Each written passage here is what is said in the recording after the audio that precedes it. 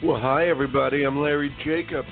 This is Pre-K-12 Education Talk Radio. It's May 24th, 2023. Thanks for being with us today. We do appreciate it, and maybe you're listening on the archives. We know a lot of people do that. That's the nature of podcasting, and that's just fine. Okay? We podcast everything at our home website, which is the home website of our American Consortium for Equity in Education. That's over at ace-ed.org. And over there, you'll see everything we do, our online journal, Equity and Access, which is there for you. It's a wonderful journal. Our guest today, CEC, helps us circulate that to their membership. We appreciate that. Okay, it's a good magazine. Check it out. We publish it every other month. We're putting together a new issue right now, but the issue that's up there on site at ace-ed.org is absolutely excellent. All of our podcasts are there under the podcast link, and all kinds of other information, including information about our Excellence in Equity Awards. And I want to remind everybody, this is important to us and important to you, that nominations are now open for the 2023 Excellence in Equity Awards. And again, that's at ace-ed.org/awards. There were 160 plus nominees and over 50 winners in 2022. And we're looking to highlight and celebrate even more contributions to equity this year. On our website, again, ace-ed.org, you'll find 29 categories dedicated to companies and organizations, products, leaders, along with 15 categories for educators, paraprofessionals, and support staff of all roles. 20 of the categories are brand new this year, so be sure to check them out. The nomination process, and we do hope you nominate yourself, but nominate friends, colleagues, companies you work with, et cetera, et cetera. The nomination process is open until August 4th, but now is the best time if you are a company, to take advantage of our early bird period, which goes until June 2nd. That gives companies the best pricing for them to nominate and sponsor all the things that they do, et cetera. For educators, it's free. Please go over and check out everything we do and nominate today at ace-ed.org/awards. And if you have questions, just email awards@ace-ed.org. Okay, we're pretty proud of the Equity Awards, and we hope you get involved in it this year. Okay, it's good stuff. We have a wonderful show for you today. I'm going to bring my guests on now. It's been organized by the CEC, Council for Exceptional Children, and I'm just clicking everybody on right here. We have a whole slew of guests, and I'm going to start off with the person who helps me so much over at CEC, the one, the only, Lori Vanderplug, who is their Associate Executive Director. Good morning, Lori. It's Larry here. Good morning, Larry. Thank you for having us on this morning. We're very excited to be able to share some information around school mental health. Thank you. It's such an important topic. And by the way, I do have to say, and I thank every one of my guests. I'm going to introduce in 1 second. We tried to do the show a couple of weeks ago. We ran into a sound problem. We got everybody together today. So I just want to thank Lori and all my guests for getting together today. I'm going to go down the list here. Sharon, are you there? I'm here, Larry. Hi, Sharon. Sharon Hoover. Okay, she is the co-director of the National Center for School Mental Health. All right, and you're a professor at the University of Maryland. All right, School of Medicine. Excuse me for not saying that. The Division of Child and Adolescent Psychiatry. Thank you, Dr. Hoover, for being here. Thank you for having me. My pleasure. Okay, Mark, are you there? Yes, sir. Hi, Mark. Oh, don't call me sir. You're down south, but you can't call me sir. That's a southern thing. You have to call me Larry. Let's start again. Hi, Larry. Okay, Mark, are you there? There you go. Good job, Mark. Yes. Hi, Larry. It's a southern thing, and I love it. It's just so great. Okay, you're a professor at the University of South Carolina. Go Gamecocks. Okay, Department of Psychology. Yeah, and established the national. You established. Did I get this right? The National Center for School Mental Health, of which Sharon is the co-director. Do I have all this right? Yes, with the team back in the 90s, we got it started, but Sharon and colleagues are taking it to new levels. I'm sure they are. We're going to talk about that today. And you partner with the National Center on Positive Behavioral Interventions and Supports. Am I correct, Mark? Yes, I'm a partner on the current PBIS Center. Cool. Okay, well, I'm going to hear all about this. We really need, as we're going to talk about school mental health today, we really need all this. And Jeremy, are you there from Utah? I am, Larry. Good morning. Good morning, Jeremy. How are you today? Doing well. That's good. How's the weather in Utah? And by the way, what time is it out there? What time is it? Oh, it's a perfect, bright 7 a.m. Oh, thank you for getting. Wonderful. We're enjoying nice spring weather before it gets too hot here in the high desert. Well, I got to tell you, we East Coasters, all of us, appreciate you getting up so early and being with us today. I got to tell you. Okay, I really do. All right. And I'm in Maine, by the way. We got South Carolina, we got Maryland, we got Washington, D.C. I think that's where Lori, are you there? And where are you, Lori? Are you in Washington? I'm in D.C. area. Yes, we got D.C., we got Maryland, we got South Carolina. I'm in Maine, and Jerry bringing up the West Coast here. Okay, and Jeremy, tell us about your company, eLuma Therapy. I kind of know what you do, but you just give us a quick overview. Absolutely. We partner with great organizations like those that are here on this call, and we help schools to establish a good MTSS framework around school-based mental health. Everything across Tier 1, 2, 3, and the interventions that students need to thrive. Is eLuma Therapy a consulting company, or do you provide therapists as well? Both. So we provide the providers and match them with schools and then facilitate it through telehealth. Mm-hmm. Yeah. And then also do the consulting and coaching for providers on the ground and administration. Yeah. I so appreciate that, because we are, as you might have heard me mention, we're all about equity and access here. Okay. And so there's a lot of challenges out there, which we're going to talk about today.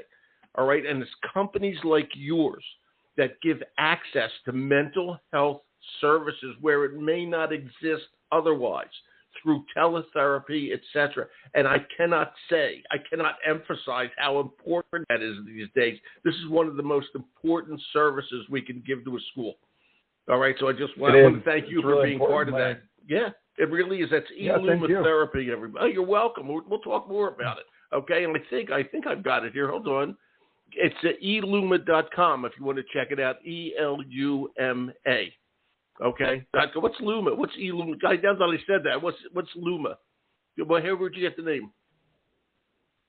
So it comes from Luminary. Luminaries are teachers' models for kids, and they're also those paper bags around the holiday time with candles that float into the air or sit on the ground, but bringing light to those that need it.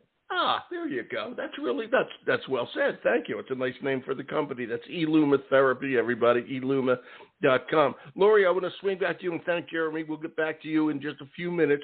We're going to talk about school mental health today. Lori Vanderplug is the Associate Executive Director over at CEC, one of my favorite organizations, exceptionalchildren.org, if you want to go over there, but you probably all know what we're talking about here. It's just so important these days.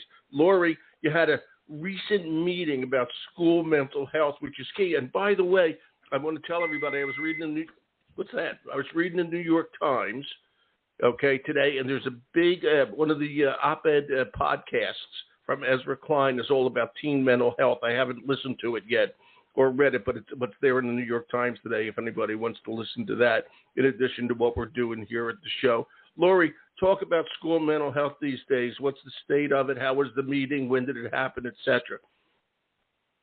Well, it's definitely a national issue that all of us are coalescing around and trying to figure out some positive resolutions. So on May 1st, CEC actually held a convening with about 15 of the top subject matter experts on school mental health. And we really focused in on school mental health for all, which would include both students and the school personnel as well. So we came up with some shared definitions. We looked at effective approaches. We talked a little bit about research and data.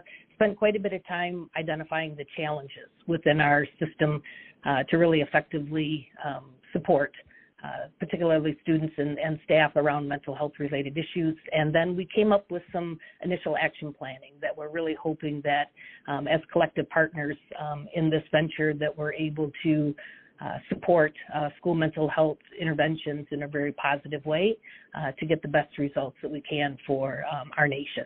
So we're lucky enough to have 3 of our national expert partners with us here to share some perspectives on the school mental health activities and what we hope to be able to do. And Lori, were you able to put it into a report? Is that available to schools, et cetera? Is it up on site yet? I know you met May 1st, so it's May 24th now. Are you going to put it up on site? All the challenges and the solutions. Will that be available to people? Yeah, what's your plan on that? We have a small subgroup of us that are going to be working on May 31st to really identify some principles that are going to guide the work that we're going to be doing.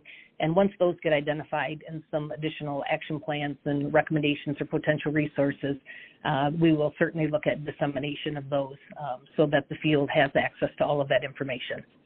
Yeah, we got to have it because it's I keep using the word, but it is brutal out there. Okay, it's tough to be an educator. Okay, and it's tough to deal with kids these days, and there really is a serious challenge out there, and we got to do something about it. And which begs the question. I'm going to start with Sharon. Okay, ladies first, by the way, Dr. Hoover. Okay, Sharon, why? And this is key. Why should schools be really a part of all this? Okay, schools have enough. Schools are there to educate. Okay, I know they're there to do more, but that's what they were established for. Okay, Now all of a sudden we also have to deal with mental health. Okay, and there are a lot of people, talk about social emotional learning and all that. Sharon, talk about all this. Okay, Dr. Hoover, why should schools be a part of this? And every district in the country, of which there are about 13,000 of them, have to understand this. Okay, it's hard, and it's hard to do. By the way, some districts are very small. Okay, other districts are extremely huge, and they all have the same challenges. Go ahead, Sharon. Yeah, thanks for the question, Larry. So you're right. It's not easy, but it's essential. We know our young people are in a mental health crisis right now. And I'll give you 3 primary reasons that we always talk about schools being a critical part of the solution to youth mental health. So first, schools are where young people are. It's where they spend the vast majority of their time outside of their homes. And if you take a public health approach to any health concern, including mental health, you go to where people are most likely to be, and you put in place things like early identification and intervention so that you can catch concerns early and intervene. So number 1, it's about access and early intervention, and you talked a lot about access when you opened the program, so I appreciate that. So that's number 1. Number 2, and actually Jeremy mentioned this 3 tiers of support model. So schools offer this unparalleled opportunity really to provide this full continuum of supports to young people. So, to address the youth mental health crisis, we all can't sit downstream and wait for young people to suffer to the point that they find themselves in an emergency department, right? We really have to move upstream, put things in place like coping skills for all students. You mentioned social emotional learning. Really to help our young people navigate the daily stressors. And schools are the place to do this, and it has to be done in partnership with families. And then the last reason, as you said, wait a minute, aren't schools in the business of learning and academics and not mental health? And so the answer is yes, schools are in the business of learning and academics, and we have years of data that shows that if we support student mental health in schools, they are far more likely to perform well academically. So the third main reason is just it's in the best interest of schools, right, to ensure that their students are mentally well so that they're ready to learn. So there's lots of good reasons, Larry. Yeah, and I wanted you to say that I was playing the devil's advocate when I asked that question, why should we do it? It is just, it's so darn important. And the way you positioned this, Sharon, was so key. There is a mental health crisis out there. It's everywhere. And I'll use the analogy, the current big trend, AI, artificial intelligence. We can pretend it's not out there and just go on and pretend like we're just things are normal, like things are back the way they were before AI, but they aren't. Okay, you can put your head in the sand and pretend it's not there, and it's the same thing with the school mental health challenge. Okay, if we want kids to learn these days, we have to be prepared to take care of them. Otherwise, they can't learn because there's too much other stuff going on in their heads. Okay, it's tough out there. All right, it's just a fact of life. And we just have to deal with it. And that's why schools like you just said, have to work on all this. And believe me, that isn't easy. And Sharon, I want to ask you one other thing. Okay, we're asking schools to be part of the solution. And it's, by the way, it's companies like Jeremy's that make it even possible to do this, because there's such a shortage of school counselors and such a shortage of school psychologists. Okay, especially in places, I always use them as an example. There's a small town, I talked to the superintendent once on the show, called Beulah, North Dakota. It's in western North Dakota. It's a tiny little town, lovely town, I'm sure, but it's small. Where are they going to get the services for their kids? And it's going to be companies like Jeremy's that has to make it possible, because those kids have the same challenges that every other kid does. A kid in New York City has the same type of problem. Okay, and we got to make this happen if these kids are going to learn. I'm going to keep complimenting Jeremy, because I know what those good companies do, and you too. It's just so darn important. I want to ask you, as co-director, Madam Co-Director, what does this National Center on School Mental Health do? Sure. Okay, how do you get the word out, et cetera? Just brag about it. And by the way, Mark was one of the founders of it. So that's right. Mark was the founder, and we've been around for a while. We've been around for over 25 years now. He wears a white wig and a long coat. He's one of the founding fathers. It's a beautiful thing. That's right. Yeah, he only writes with a quill pen. It's hard to get. Yeah. So we've been around for a while. You can find out more about our work at schoolmentalhealth.org.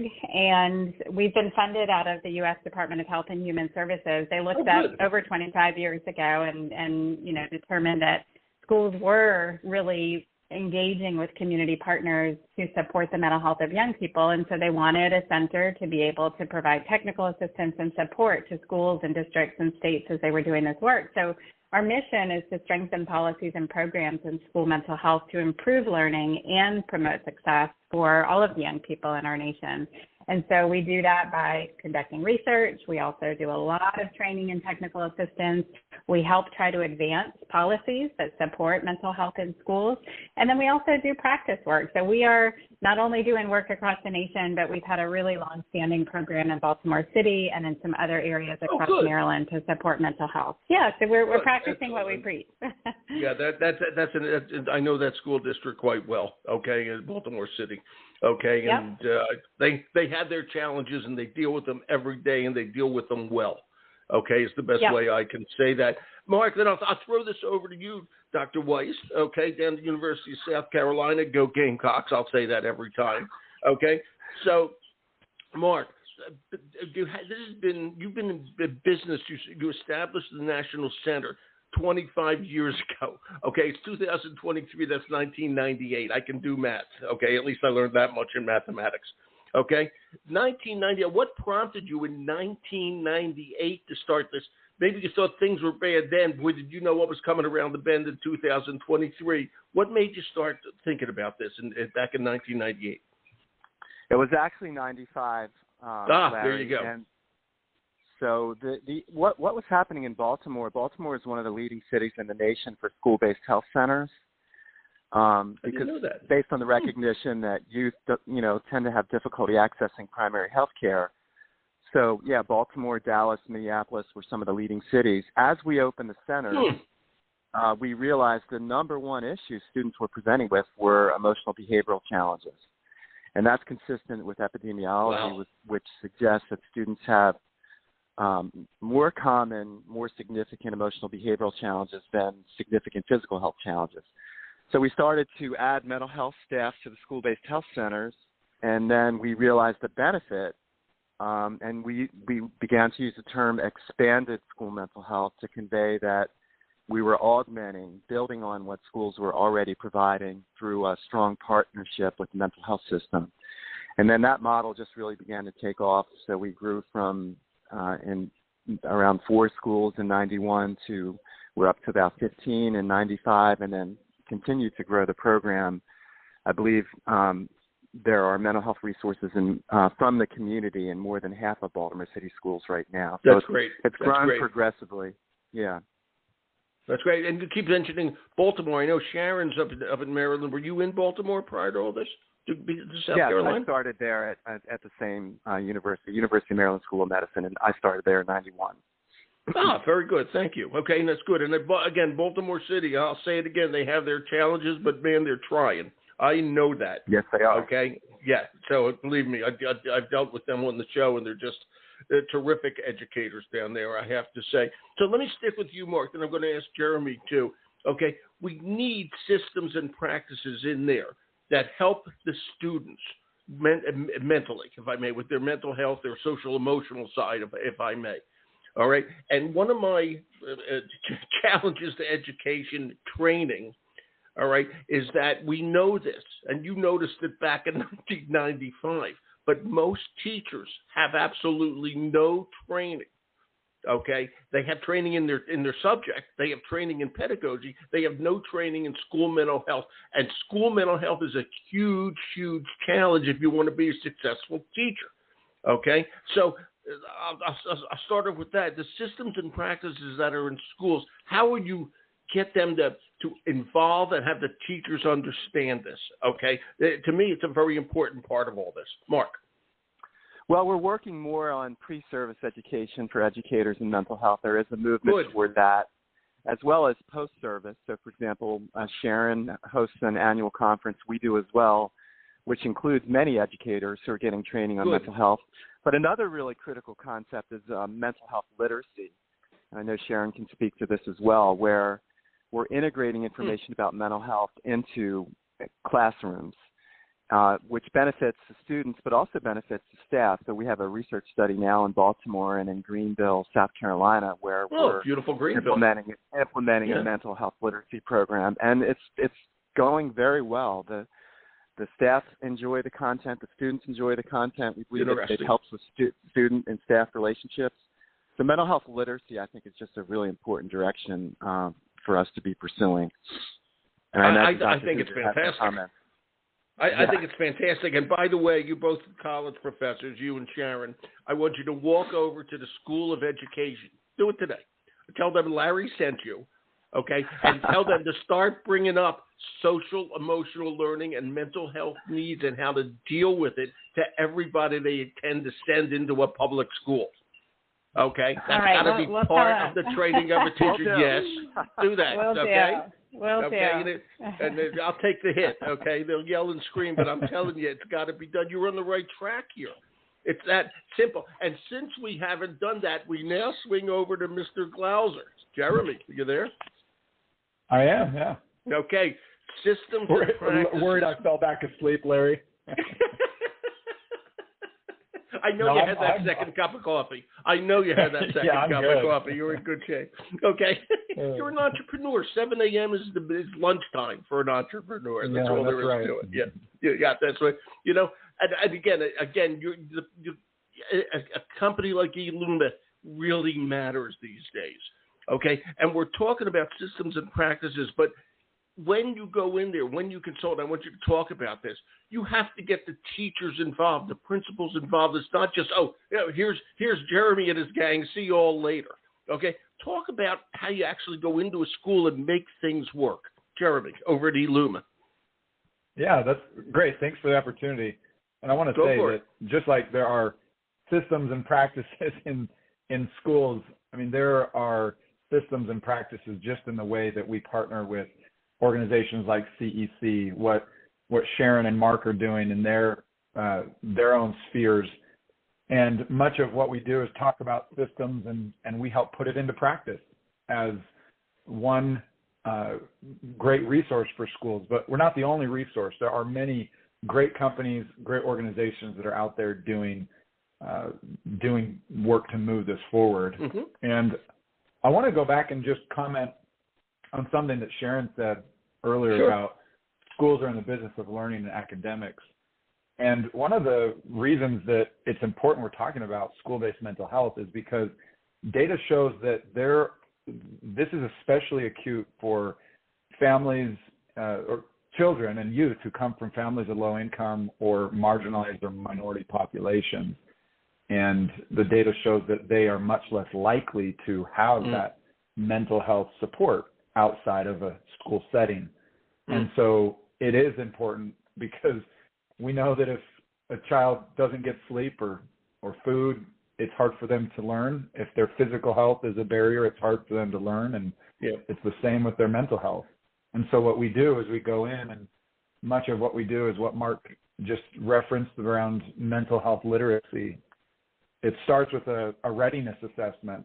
And there are so many schools across this country who do wonderful work and have implemented great SEL curriculums or curriculums that teach about resilience, that teach about these incredible social and emotional skills that kids do need.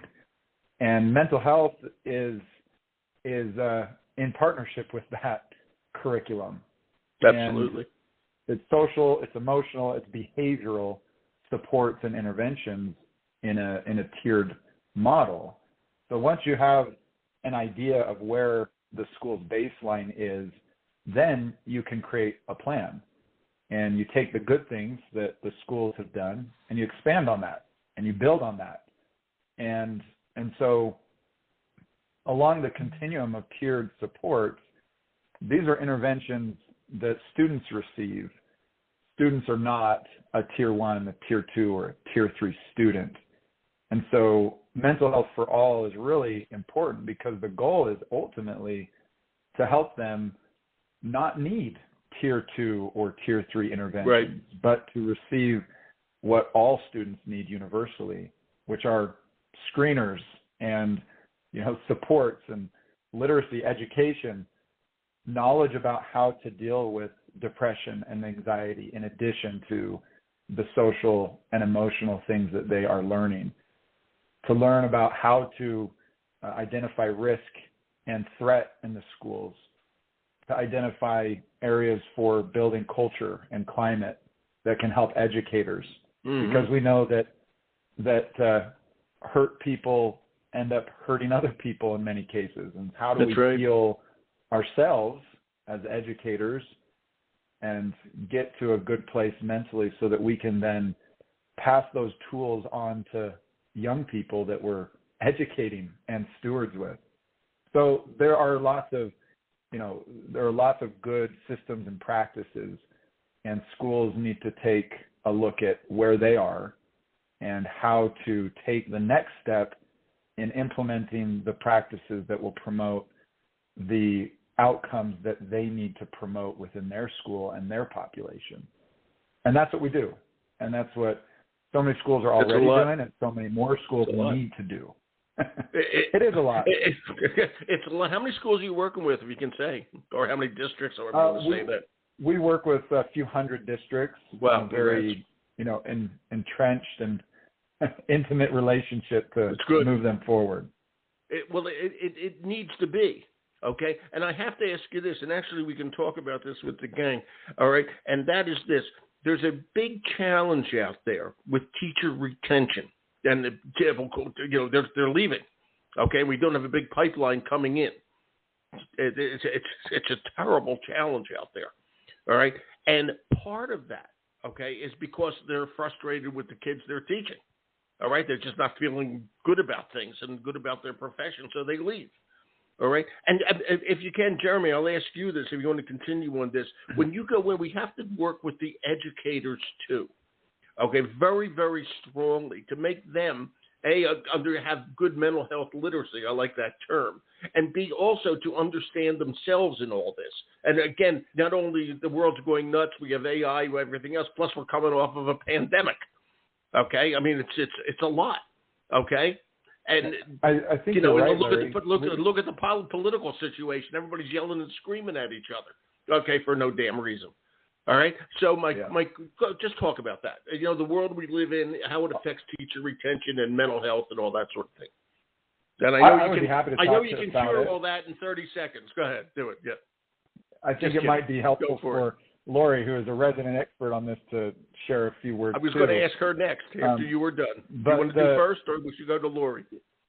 Yeah, I'll do it. I'll talk just to a few points. But first, we need to acknowledge that we do face a lot of noise, and we have a lot of politicization, especially around the job of an educator in this country and what they should and shouldn't do regarding mental health for our youth. And the mental health of our educators is very important. Research has continued to show that the burnout is relative to the educator's ability to succeed at their job and feel like they have the support of administration. And so, it is really an important effort for administration to make sure that we're setting up clear opportunities for success and obtaining the outcomes that educators can realistically obtain. And that comes to the capacity issue, is that there is a severe capacity issue that we're trying to build through pipeline, through our organization, through many others. But I think Lori has a lot to add to this as well, because this is Lori always has a lot very passionate we're researching about. Lori? Well, I think Jeremy said Lori, it well. You're on. Go for it. Yeah. Yeah, I think Jeremy said it very well, and I'm sure that Mark and Sharon, in their experiences and the work that they're doing, can also speak very well to this particular issue. Mark's been doing a lot of work around barriers and challenges, and the educator shortage or personnel shortage issue certainly plays into that. So I'll let Mark and Sharon pick up on a little bit of this as well. Yeah, I'm happy to jump in real quick just with a couple of ideas. We have time. Take your time. Yeah, so one thing I would just say is that absolutely we need to support our educators in feeling equipped to support the mental health of young people, and that is where mental health literacy and pre-service and in-service training come into play that we've already talked about. Another thing that we find schools are increasingly attending to, which is fantastic, is educators' well-being. So the teachers and the other educators and school staff, mental health and well-being. So we've seen supports put in place not only to support their personal well-being. So, for example, there's an evidence-based program called TeacherWise. It's at teacherwise.org. It's free. It's online. It's for educators to go in and support their own well-being. But there are also organizational factors within the school, within the district, that we know influence teachers' well-being. And so one of the things that our center has been working on is an assessment for schools to be able to go in and actually assess what are the things that they can do to support their own teachers in terms of their well-being. What do they need to have in place? So that'll be an assessment that actually goes live this week that teachers can engage in. Yeah. Where would they get that? How do they find? Where would people find that? If I may? Yeah, we have a free online platform. It's called the SHAPE System, which stands for the School Health and Performance Evaluation System. But it's at theshapesystem.com, and we have about 20,000 schools in there right now. Schools and districts going in and assessing their school mental health quality. And then engaging in strategic quality improvement. So the organizational well-being inventory for schools will be on there this week. Wow, that's excellent. That's wonderful. Wonderful. I got to tell you, that's great. Mark, what do you want to add? I just think staff need to be involved in choosing these wellness programs. One of the things we want to avoid is just pushing programs on folks. So, for example, we did listening circles in some of the schools that we work with, just to create a space for staff to talk about what they're going through, the stresses they're experiencing, the strategies they're using to cope, support one another. So I think we need those relational type strategies as well to really support teacher wellness. It's not just mindfulness and yoga and stress management, but I think we really need to focus on supportive relationships for educators. Yeah, totally agree, Mark. Good, thank you. And I got to say, all of this, it's so hard right now to do. Okay, and we just got to keep pushing there and make it work. I want to ask you this, Mark. We've known this for a long time, and you all use the terms mental health literacy. Okay, and this didn't just happen. It's been boiling up for years. Okay, it takes a long time for a pot of water to boil, and finally the pandemic kind of blew it over the top there. Okay, is it not understanding the impact of mental health and education that has created this situation over the last 20 years? I mean, what is it? What were some of the barriers that are, and why aren't people going into the field anymore? School psychology and all that sort of thing. You can answer those. I'll give you another PhD this afternoon, okay? But they're tough questions, you know?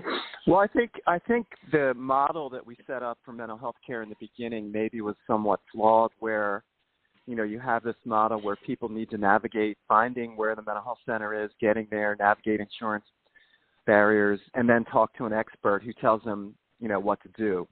And so I think we got the model wrong to begin with, and we've recognized that, and so that has supported the movement toward expanding mental health in settings where people live and work, and so schools, primary care, after-school programs, rec centers. You know, let's move mental health to where people are versus this clinic-based model that Jeremy does. Some flaws associated with it. Yeah. Yeah. That's what he does. I mean, it's just that simple. We've got, and you know, it's the same. Mental health is the same as health. Okay, it's all just part of the human body. All right, and we let that bubble up. Okay, it's the best way I can put it. We just ignored it for too darn long. We've ignored a lot of things in education that the pandemic brought to the forefront. And, you know, actually, I want to ask that question. Lori, you can answer. I'll throw this to you, but you can throw it to the group. You know, talk about the pandemic and all this. You know, we had these challenges beforehand, okay? And now, I mean, how important was the pandemic and all this? Lori? Well, we know that it exacerbated many opportunities for our individuals across the nation, not only from an academic perspective, but certainly from an emotional and behavioral health perspective as well. But I'm going to bounce this one back to Sharon first, and then maybe Mark wants to piggyback on it. Yeah, I mean, this is not a new problem, I think is the big point to make. Mental health challenges for our young people, first of all, they were on the rise before the pandemic. Certainly they've been exacerbated by the pandemic. But it's also not just about young people who are at kind of the highest level of need, right? As Mark said, we've had a flawed model in some ways by not taking more of a public health approach to mental health, both in our, in our child systems and in our adult systems. And we're never going to treat our way out of this mental health crisis. There are absolutely needs for hiring more child mental health specialists like school psychologists, school social workers, school counselors, and community partners coming into schools. But we also need to be leveraging all of the other adults in the building and the peers of young people to support overall mental health for everybody, right? This isn't about I'm having a bad day or a mental health challenge and therefore I need to be triaged or routed to treatment. It's just not the model that makes sense from a public health perspective. It really isn't. And Lori, I got to ask you something about CEC. You know, CEC is the council. You know this certainly for the Council for Exceptional Children. You guys have always been the spokespeople, if I may, for special education. Okay, and now mental health isn't special education. Mental health is everywhere. These are kids that are everywhere through the district. These are teachers that are everywhere through the school system. What got the CEC so involved in this, which I love, by the way, because you're so good at the things you do? Lori, it's a change for you folks, and I love it. Or maybe it isn't a change. Yeah. No. I mean, there certainly is the national lens on it. There's a lot of information and grant opportunities coming out of the U.S. Department of Education. Our members, are articulating in surveys that this is one of the top issues that they would like some more support around. And we were very intentional when we asked these national experts to come to the table that this was not a special education issue. And I think it was articulated a little bit earlier. This is an all-ed issue. Yeah, it is. And CEC, I think what we're trying to do is partner with as many of the other national organizations to really be able to coalesce around the issue and try and collectively look at how we can have a greater impact. So we're looking at this from a system perspective, certainly not just a student level perspective, but we know that we have to have a good foundation in place in our schools before the recommendations that these experts can certainly articulate can be effective in their implementation or be implemented with any fidelity. So CEC is really here to work with them, support the work that they're doing, and certainly market opportunities and disseminate information not only to our members, but all of the other partners that we have across the different organizations. So it's an all hands on deck issue. And I mentioned it is another podcast with the educator shortage. But this is an all hands on deck. It's nothing that we can do in isolation, and CEC is just thrilled to be a partner, with people like Jeremy and Sharon and Mark and all of the others who participated with us on May 1st. And we're very optimistic that we are going to be able to have a positive outcome as a result of this. We have to. It's that simple. We have to. And to put your expertise behind it, I think is just great. Okay? If I may, it's an exceptional challenge right now. Okay, we got to understand it and find the right experts and make it happen. Nobody's in a silo in education. We're all in this together.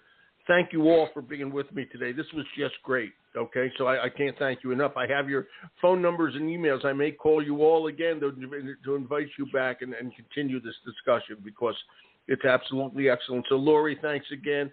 Sharon, thank you. Mark, thank you. Jeremy, thank you. Okay, I hope you all enjoyed yourselves.